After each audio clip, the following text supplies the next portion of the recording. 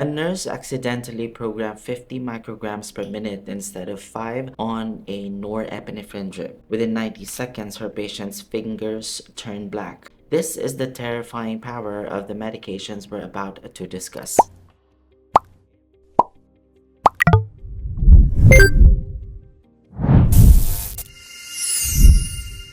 Hey everybody, it's Neil Brian Galvez of NurseBrain, and today we're diving into the most powerful medications in the ICU, Inotropes and Vasopressors. These are the drips that stand between your patient and death when their cardiovascular system fails.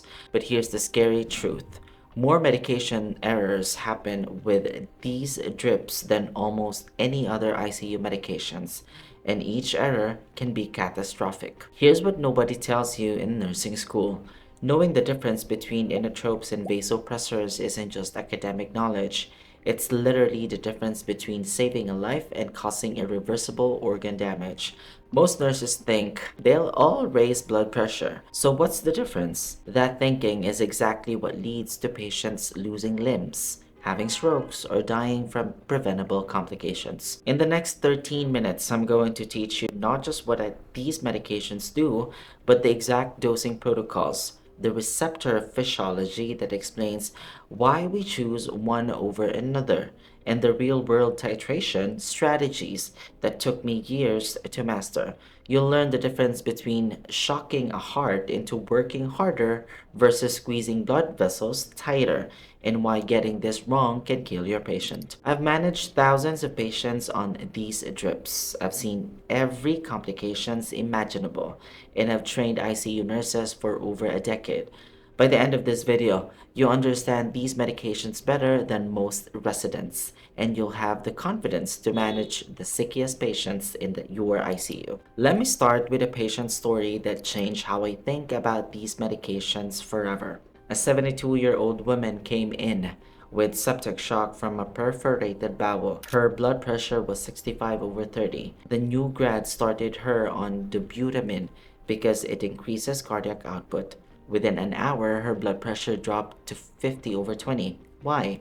Because Dobutamine is an inotrope that also causes vasodilation. In septic shock, the vessels are already too dilated. She needed vasoconstriction, not more cardiac output. Here's the fundamental equation that drives everything. MAP is equals to CO times SVR. Mean arterial pressure equals cardiac output times systemic vascular resistance. Inotropes increase CO by making the heart contract stronger. Vasopressors increases SVR by constricting blood vessels. Choose wrong and you'll make the problem worse. Understanding receptors is a non-negotiable. Alpha-1 receptors, vasoconstriction increases SVR. Beta-1 receptors increase heart rate and contractility, increases CO. Beta-2 receptors, vasodilation, decreases SVR. V1 receptors, vasoconstriction, vasopressin. Dopaminergic receptors, renal and splanchnic, vasodilation. Every medication we're about to discuss works through these receptors. Master this, and everything else makes sense. Levophed, the ICU workhorse. Now, let's talk about the drug that literally keeps most ICU patients alive and why we say Levophed or leave them dead. Norepinephrine is primarily an alpha-1 agonist with some beta-1 activity.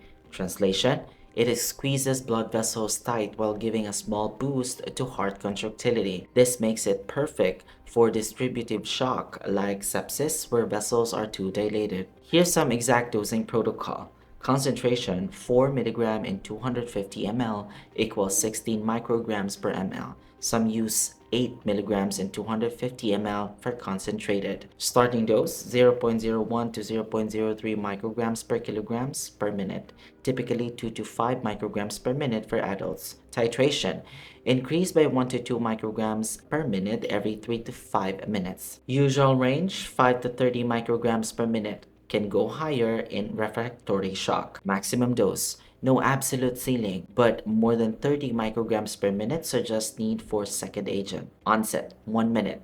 Target MAP more than 65 millimeters of mercury. Must use central line. Peripheral extravasation causes tissue necrosis. I've seen patients lose entire hands from infiltrated norepinephrine. If extravasation occurs, immediately infiltrate with phentolamine, 5 to 10 milligrams in 10 ml saline. Epinephrine is like bringing a nuclear weapon to a knife fight. Incredibly powerful, but the collateral damage can be devastating. Epinephrine is a non-selective adrenergic agonist. It hits all receptors hard. At low doses, beta effects dominate, increase heart rate and contractility. At high doses, alpha effects take over, massive vasoconstriction. This makes it unpredictable and dangerous. Here's some exact dosing protocol. Concentration 1 milligram in 250 ml equals 4 micrograms per ml. Starting dose 0.01 to 0.05 micrograms per kilograms per minute. 1 to 4 micrograms per minute for adults. Titration. Increase by 0.01 to 0.02 micrograms per kilogram per minute every 5 to 10 minutes. Usual range 1 to 10 micrograms per minute. In cardiac arrest, 1 milligram IV push every 3 to 5 minutes. Onset 1 to 2 minutes. Epinephrine causes severe lactic acidosis, hyperglycemia, and arrhythmias. It increases myocardial oxygenation demand dramatically. I've seen patients develop acute MI from epinephrine, used only when other agents fail or in cardiac arrest. Here's the drug that works when nothing else will, because it doesn't use the same receptors as everything else. Vasopressin works through V1 receptors, completely bypassing the adrenergic system. This is crucial in septic shock where adrenergic receptors become desensitized. It's like having a backup generator when the main power fails. Here's the exact dosing protocol. Concentration 20 units in 100 ml equals 0.2 units per ml. Fixed dose 0.03 to 0.04 units per minute, usually 0.03 units per minute. No titration. It's on or off. Never use a monotherapy, always with norepinephrine. Onset 5 to 15 minutes. Duration 10 to 20 minutes after stopping. Vasopressin causes splanchnic vasoconstriction. Watch for bowel ischemia. It can cause severe hyponatremia. In septic shock, add vasopressin when norepinephrine reaches 0.25 to 0.5 micrograms per kilograms per minute to reduce catecholamine requirements. Now, let's switch gears to medications that don't squeeze vessels but make heart pump stronger. Critical for cardiogenic shock. Dobutamine, the cardiac cheerleader. Beta 1, selective agonist that increases contractility without increasing afterload. Here's the exact dosing. Concentration 250 milligrams in 250 ml equals 1000 micrograms per ml.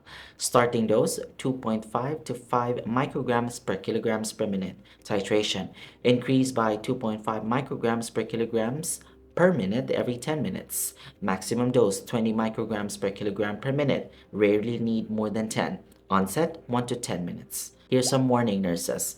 This causes vasodilation through beta 2 stimulation, can drop blood pressure, often need concurrent vasopressor. Milrinone, the smooth operator, phosphodiesterase 3 inhibitor, increases contractility and causes vasodilation or inodilator. Exact dosing. Concentration 20 milligrams in 100 ml equals 200 micrograms per ml. Loading dose 50 micrograms per kilogram over 10 minutes, often skipped due to hypotension. Maintenance dose 0.375 to 0.75 micrograms per kilograms per minute. Titration very slow, wait 30 minutes between changes. Half-life 2.3 hours. Effects last long after stopping. Critical point, causes profound hypotension. Have norepinephrine ready before starting. Dopamine, the dose-dependent chameleon. Different effects at different doses, like 3 drugs in one. Exact dosing. Concentration 400 mg in 250 ml equals 1600 micrograms per ml. Low dose 2 to 5 micrograms per kilograms per minute. Renal dose. Dopaminergic effects, controversial benefit. Medium dose 5 to 10 micrograms per kilograms per minute. Beta effects, inotropic. High dose 10 to 20 micrograms per kilograms per minute. Alpha effects, vasopressor. Onset 5 minutes. Modern reality associated with more arrhythmias than norepinephrine. largely replaced by other agents. Here's where nurses make or break their patients. Titration isn't just adjusting numbers, it's understanding physiology in real time. Here's the golden rule, nurses. Never chase numbers, treat the patient, not the monitor. Percentage changes matter more than the absolute changes. Going from 5 to 10 micrograms per minute is doubling the dose. Wait for full effect. Each drug has different onset times. Document everything: time, dose, response, and rationale. Norepinephrine and phenylephrine every 3 to 5 minutes. Epinephrine every 5 to 10 minutes. Dobutamine every 10 to 15 minutes. Milrinone every 30 minutes minimum. Vasopressin, don't titrate. Here's some winning protocols. Always wean most dangerous first. Epinephrine, most arrhythmogenic. Norepinephrine can cause rebound hypotension. Vasopressin, least likely to cause problems. Reduce by 10 to 25% every 15 to 30 minutes. Now for the complications that haunt my nightmares and how to prevent them.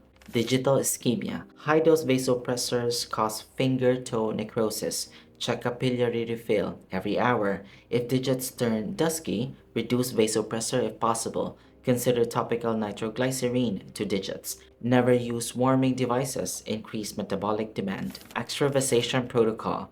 If vasopressor infiltrates, stop infusion immediately. Don't remove IV. Aspirate residual drug. Inject phenylephrine 5 to 10 mg around the site. Apply warm compresses. Document with photos. Here's some line management essentials. Central line mandatory for vasopressors. Never Y-site multiple pressors. Always run carrier fluid at 10 to 20 ml per hour. Label lines with red tape at pump and patient. Change tubing every 96 hours. Here's some arrhythmia prevention. Keep potassium more than 4.0. Magnesium at 2.0. Monitor QTC with multiple agents. Have amiodarone ready. Consider beta blocker for tachycardia. Let me circle back to that septic shock patient I mentioned. Once we switched from dobutamine to norepinephrine, her MAP went from 50 to 70 within 30 minutes. We added vasopressin at hour 6, started weaning norepinephrine by hour 12, and she was off all pressors by day 3. She walked out of the hospital 10 days later. That's the difference knowledge makes. Every decision with these medications, which drug, what dose, how fast to titrate, determines whether your patient survives intact or suffers permanent organ damage. You're literally holding their life in your hands with every adjustment you make. Today, you've learned the receptor physiology that drives drug selection, the exact dosing protocols for 7 major vasoactive drugs, the titration strategies that prevent complications, the line management that prevents tissue necrosis, and the complication recognition that saves lives and limbs. You now have the knowledge that many residents don't have. You understand not just what these drugs do, but why they do it and how to use them safely. You're ready to be the nurse that catches the near misses, prevents the complications, and advocates for the right drug at the right time. But managing drips is only part of hemodynamic support. If you want to master invasive monitoring, including arterial lines, CVP, and Swan-Ganz catheters, click the video on your screen right now. Because the nurse who understands both medications and monitoring is the nurse who becomes irreplaceable in the ICU. Subscribe and hit that bell because we're building an army of nurses who don't just follow orders. We understand the science, question the status quo, and advocate fiercely for our patients. Remember, in the ICU, these medications aren't just drips. They're the thin line between life and death. Master them, respect them, and never stop learning about them. Your patients' lives depend on it. Once again, this is NurseBrain, inspiring greatness one lesson at a time.